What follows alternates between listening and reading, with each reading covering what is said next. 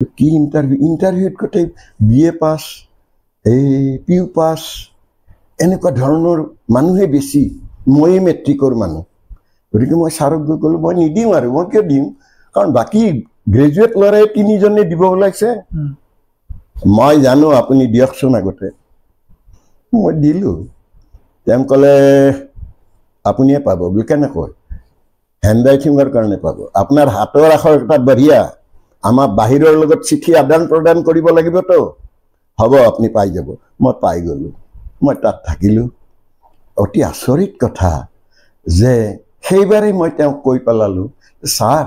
আমিতো এইবিলাক কৰিলেই নহ'ব আমাৰ মেচিন আছে কম্পজিটৰ আছে ইয়াৰ পৰা এখন ছভিনিয়াৰ ওলাব লাগে ইয়াৰলি বৰ বেলেগ চিন্তা লৈ আহিছা দেখোন হয় আমি মুদ্ৰাংকন বুলি এখন আলোচনী তাৰ পৰা উলিয়ালোঁ মই কবিতা লিখোঁ মই গীত লিখোঁ মই কোৰাছ কৰোঁ এখন সমাজ মই গঢ়ি ল'লোঁ এনেকুৱাভাৱে অফিচত মই সুন্দৰভাৱে থাকিলোঁ কিন্তু আচৰিত ঘটনাটো হ'ল এই অসম আন্দোলনৰ সময়ত এই কৰ্মচাৰী পৰিষদে মোৰ ওপৰত দায়িত্ব দিলে যে আপুনি ৰেডিঅ'ত গীত গোৱা মানুহ গতিকে এটা কোৰাছ কৰিব লাগে আৰু ইঞ্জিনিয়াৰিং ইনষ্টিটিউটৰ ফিল্ডত কোৰাছটো গাব লাগিব তেতিয়া মানুহেই মই কেইজনমান মানে মাইকী মানুহ আৰু মতা মানুহ কেইজনমান অফিচৰে সকলোকে লৈ মই এটি গীত লিখিলোঁ যে দহ আঙুলিৰ কি শক্তি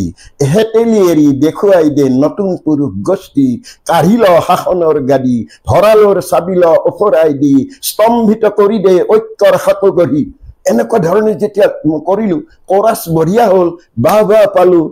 কিন্তু CID ৰিপৰ্ট গ'ল ডাইৰেক্টৰে মাতি নি ক'লে আপুনি কমিউনিষ্ট আপুনি হিতেশ্বৰ শইকীয়াৰ চৰকাৰৰ চাবি কাঢ়ি আনি আপুনি শাসনৰ গাড়ী ল'ব খুজিছে মোক ছাছপেণ্ড কৰিলে মই এবছৰ কাল ছাছপেণ্ড হ'লোঁ আৰু সেইখিনি সময়তে মই কি কৰিম কাৰণ মই বিবাহ হৈ গৈছে মোৰ এটি সন্তান আঁঠু কাঢ়িব পৰাই হোৱা নাই মই খুৱাম ক'ৰ পৰা গতিকে মই বজাৰে যাওঁ কি কৰিলে মই ঘৰখনক ৰাখিব পাৰিম এইখিনিত এটা আমাৰ প্ৰশ্ন হৈছে প্ৰশ্নটো হ'ল অসম আন্দোলনত কাৰণ আপোনাৰ সেইটো সময়ত আপুনি অসম আন্দোলন দেখিছে হয় অসম আন্দোলনত আপুনি সক্ৰিয়ভাৱে জড়িত হৈছিল জড়িত হৈছিল আচ্ছা অকণমান অসম আন্দোলনৰ বিষয়ে জানিব পাৰিম নেকি বাৰু হয় অসম আন্দোলনততো আৰু অফিচেই বেছি বন্ধ হৈ যায় হয় কৰ্মচাৰীখিনি আৰু যাবই নালাগে আমাৰ এনেকুৱা এটা অৱস্থা হৈ যায় কেউফালে পুলিচৰ বা আমাৰ ছাত্ৰ ছাত্ৰীবিলাক এটি দুটিকৈ মৰিব ধৰিলে 185 জন যিটো ভাবিব নোৱাৰি মনলৈ বৰ ভয় আমি থাকিম নে নাথাকিম চিন্তা এটাই যে বিদেশীৰ বহিষ্কাৰ হ'বনে আমি নিজেই স্বদেশী হৈছোঁ নে নাই আমাৰ সেইটো চিন্তা আগতে আহি যায় আমি যেতিয়ালৈ মহাপুৰুষ শংকৰদেৱক বা মাধৱদেৱৰ নীতি আদৰ্শ শুদ্ধভাৱে ৰাখিব নোৱাৰোঁ তেতিয়ালৈ আমিবিলাকো একোজন বিদেশী আচলতে আমি নিজেই স্বদেশী হ'ব লাগিব কাৰণ ভাগৱতৰ 12 স্কন্ধত পোৱা যায় আপোনাকো ভজন্তে আপোনাৰো কোনো শ্ৰম মই মোক ভজিব লাগিব মানুহবিলাকে অসমৰ মানুহবিলাকে নিজে নিজক নভজে সদায় আনক ভজি আনক আঁতৰাব খোজে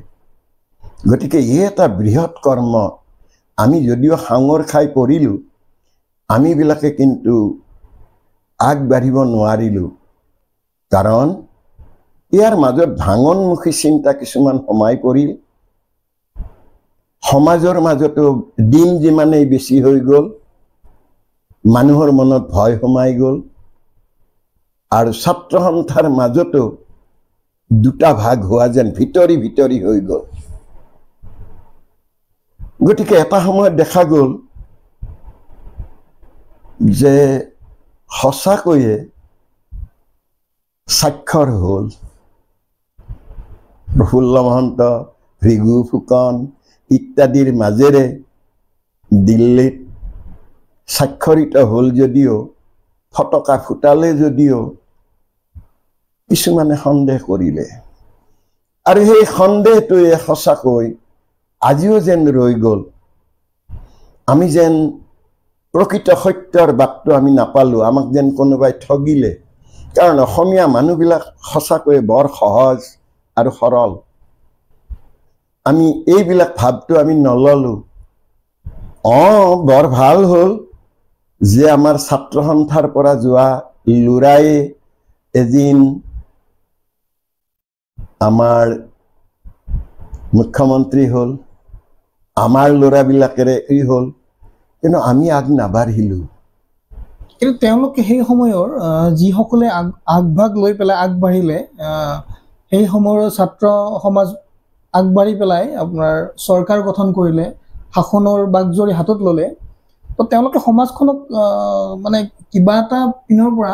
ঠগিলে যেন অনুভৱ হয় নেকি আপোনালোকৰ ঠিক ঠগা নহয় আৰম্ভণিটো ঠিকেই কৰিছিল যেন লাগে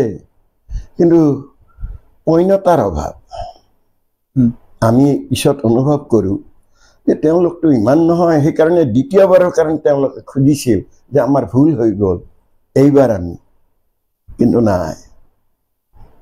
পুৰত হ'ব লাগিব মানে গুটি ধানেহে নতুন আৰু গজালি দি পেলাই কৰি দিব পাৰে অপৰিণত ধানে নোৱাৰে আমি পিছত অনুভৱ কৰিলোঁ আৰু সেইটোৱে হ'ল আৰু সেইকাৰণে তেওঁলোকৰ সংগঠনটোৰ মাজতে ভাঙোনমুখীৰ চিন্তা খোৱা কামোৰাও লাগিল আৰু এইটোত অসমৰ ৰাইজে বৰ দুখ পালে বহু মানুহে চকুলো টুকি দিলে যে আমি এটা নতুন বাট পোহৰ দেখা বুলি ভাবিছিলোঁ কিন্তু পোহৰ নহয় আওসীহে আহিল আমি সেইটো অনুভৱ কৰিছিলোঁ কৃষ্ণ ধৰক আপুনি সেই ৮৩ৰ সেই সময়খিনিও দেখিছে আৰু বৰ্তমানৰ সাম্প্ৰতিক সময়টো আপুনি দেখিছোঁ ৰাজনৈতিক দিশটোৰ কথা কৈছোঁ মই সেই সময়ৰ ৰাজনীতি আৰু বৰ্তমানৰ ৰাজনীতিৰ মাজত কিবা পাৰ্থক্য দেখিছে বা বৰ পাৰ্থক্য আছে তেতিয়া সহজ সৰলতা আছিল আৰু দিল্লীৰ পৰাও আমি কিবা খুজি পেলাইও নাপাওঁ এনে এটা দিন আছিল আৰু আমাৰ যিবিলাক মন্ত্ৰী বা MLA আছিল এইবিলাক খুজিব জানা নাছিল আগতে এজন আছিল জৱাহৰলাল নেহৰুৰ দিনত হেম বৰুৱা এনেকুৱা ধৰণৰ ব্যক্তিত্বৰ অধিকাৰী মানুহ যোৱা নাছিল আনিবও পৰা নাছিল এজন অৱশ্যেই আছিল দীনেশ গোস্বামী